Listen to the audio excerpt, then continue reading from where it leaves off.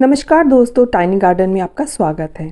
तो दोस्तों, तुलसी सूखने का सही समय तो अब आया है जब हमें इसकी सबसे ज़्यादा ज़रूरत है।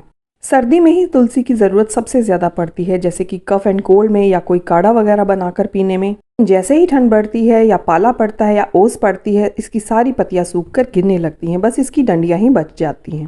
और जब हमारे घर में तुलसी सूख जाती है तो हम दुखी हो जाते हैं, इसे अपशकुन मानते हैं कि हमारे घर में तुलसी सूख गई है। वैसे तो तुलसी के लिए आइडियल टेम्परेचर 15 डिग्री से 37 डिग्री तक काफ़ी रहता है, लेकिन जो 15 से अगर कम हो जाता है तब भी इसकी पत्तियां सूख जाती हैं, और 37 से यानी 38, 40, 42 हो जाता है तब भी ये प्रॉब्लम में आ जाती है।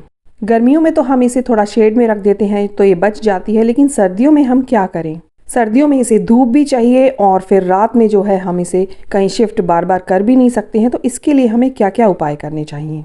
तो आज की इस वीडियो में है 6 टिप्स जिससे कि तुलसी बिल्कुल भी नहीं सूखेगी, और 3-4 इस टाइप के जुगाड़ कि हम इसको कैसे कवर कर सकते हैं। तो चलिए वीडियो को शुरू करते हैं। पहली बात तो आपको हमेशा ये ध्यान रखना चाहिए कि हमेशा क्ले पॉट यूज़ करें, और क्ले पॉट नहीं है तो आप सीमेंट का पॉट भी यूज़ कर सकते हैं। दोनों ही ठीक रहेंगे, क्योंकि इनमें जो है पानी अपने आप एवेपोरेट हो जाता है। तो इस तरह से ये सीमेंट पॉट है, और पॉट हमेशा बड़ा ही चूज़ करें और उसमें 3-4 प्लांट लगाएं। बरसात के मौसम में अपने आप गिर गिर के तुलसी उग जाती है, तो उस टाइम पे आप इकट्ठे करके इसमें 3-4 प्लांट एक साथ ही लगा दें। इससे प्लांट बुशी भी होगा और आपके पास ज़्यादा पत्ते भी होंगे उसके यूज़ करने के लिए। और जो है प्लांट कई गमलों में लगा दें, आप 2-3 गमलों में लगा दें। मान लो एक तुलसी खराब हो भी गई तो दूसरा प्लांट आपके पास रेडी होगा। दूसरा, इसके पत्ते हरे भरे रहें और ये घना घना दिखे, इसके लिए इसकी जो है ये जो मंजरी आती हैं इस पे, तो इनको तोड़ते रहना चाहिए। देखिए अभी मैं सर्दियों के प्लांट्स लगाने में बिजी हो गई और ये थोड़ा सा पक गई, थोड़ा पर्पल कलर की हो गई हैं। तो इनको तोड़ते रहना चाहिए आपको, और हाथ से ही तोड़ते रहना चाहिए, हाथ से ईजिली टूट जाती हैं। सीजर या कटर हम यूज़ करते हैं तो वो बहुत सारे प्लांट्स पर लगता है, तो किसी प्लांट्स कोई प्लांट जहरीला होता है, किसी में दूध या कुछ निकलता है, तो वो इस पे लगेगा तो ये ख़राब होने के चांस। तो देखिए प्लांट मैंने पूरा क्लीन कर लिया है। अब इसकी सारी एनर्जी बीज बनाने में नहीं, पत्तों पर ही लगेगी। और ये जो मंजरी पूरी निकली है, इनमें से कुछ पत्ते हैं ये तो मैं यूज़ कर लूँगी, और ये जो बीज बचे हुए हैं इनको भी मैं फेंकूँगी नहीं, किसी गमले में नीचे डालकर मिट्टी डालकर ऊपर प्लांट लगा दूँगी। इसके बाद जो भी सूखी डंडियां हैं या सूखी मंजरी हैं या जो भी आपके पीले पत्ते, सूखे पत्ते, सबको आप निकाल दें, अच्छे से इसको क्लीन कर दें, क्योंकि वो गमले में नीचे गिरेंगे और पानी जल्दी सूखता नहीं है, ओस गिरती रहती है, तो फिर वो फंगस क्रिएट कर सकते हैं। तो इसके लिए आपको इनको निकालना पड़ेगा, यानी गमले को क्लीन करना पड़ेगा। जो भी पीले पत्ते हैं या होने वाले हैं उनको निकाल दें और गमले को पूरा क्लीन कर दें नीचे से, ताकि उसमें कोई भी फंगस वगैरह ना लगे। उसके बाद हम इसमें फर्टिलाइज़र भी डालेंगे। अगर आपने डाल दिया है तो अच्छा है, मैं 3 महीने में डालती हूँ एक बार। तो मैंने अक्टूबर में डाला था शायद, और अब तो जनवरी आने वाला है। तो अब जो है मैं इसमें सबसे पहले तो हम इसकी गुड़ाई करेंगे, ताकि बढ़िया से इसमें एरिएशन वगैरह, इसमें हवा का आना जाना सही रहे। और उसके बाद जो है मैं इसमें फर्टिलाइज़र डालूँगी। तो सर्दियां हैं तो मैं इसमें गोबर खाद यूज़ करूँगी। जनवरी में गोबर खाद बहुत सही रहती है, और गोबर खाद काफ़ी अच्छी डिकम्पोज होनी चाहिए। अगर आपने कच्ची डाल दी तो वैसे ही इसमें कीड़े वगैरह लगने का डर रहता है, तो वो अच्छी होनी चाहिए, वरना आप वर्मी कंपोस्ट डाल दें। और आपने डाल दी है तो आप इसको स्किप कर सकते हैं। मैंने नहीं डाली थी, हर 3 महीने में डालती हूँ मैं। ज़्यादा तो इसको फर्टिलाइज़र की ज़रूरत नहीं होती है। गर्मियों में तो मैं इसमें उपले का लिक्विड बना कर देती हूँ, लेकिन अब मैं इसमें ये सॉलिड जो है इसमें ये गोबर खाद डाल रही हूँ। बहुत ही अच्छी ये डिकम्पोज वाली है। उसके बाद तो मैं इसमें फिर फरवरी की एंड में या मार्च के स्टार्टिंग में ही फर्टिलाइज़र दूंगी। तो 2 महीने के लिए काफ़ी रहेगी, इसको अच्छा न्यूट्रिशन भी देगी, इसको वीक नहीं होने देगी, और वीक होने से ही इसमें कीड़े वगैरह लगते हैं। तो खाद तो हमने इसे दे दी है, अब हमें इसके मिट्टी के ऊपर थोड़ा सुरक्षा कवच भी बनाना है।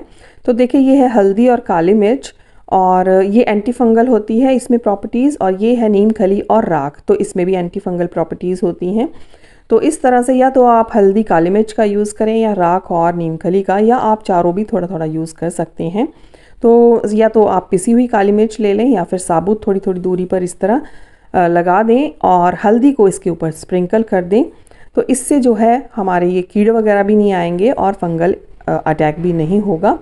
और इस तरह से जो है आप ये नीम खली और राख का भी यूज़ कर सकती हैं। तो इसमें भी एंटी फंगल प्रॉपर्टीज़ होती हैं।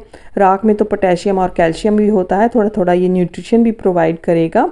और नीम खली भी हमारे जो है इसको सुरक्षा कवच देगी और इसमें कीड़े वगैरह लगाने से इसका बचाव हो जाएगा।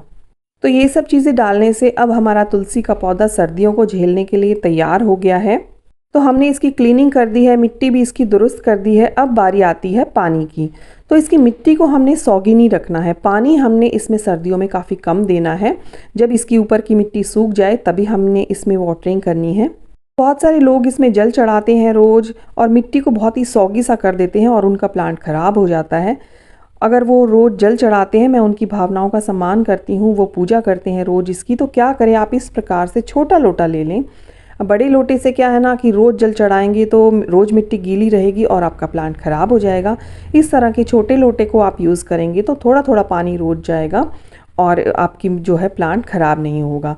तो मेरी मदर इन लॉ भी बहुत बड़े लोटे से पानी डालती थी, तो मैंने कहा आप छोटा लोटा ले लो, लेकिन उन्होंने बातों पे ध्यान नहीं दिया और उनका प्लांट ख़राब हो गया।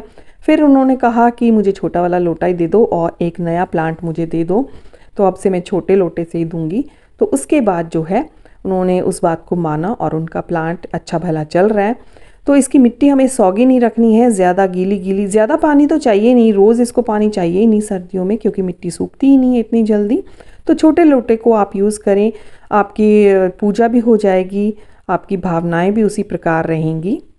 तो अब बारी आती है सबसे मेन पॉइंट की कि हमें इसे जो है, देखिए दिन में तो इसको धूप चाहिए, सूरज निकला हुआ है, इसे धूप मिल रही है, लेकिन रात में इसे कोहरे से बचाएं कैसे। तो उसके लिए मैंने तो थोड़ी सी जगह पर नेट लगा लिया है।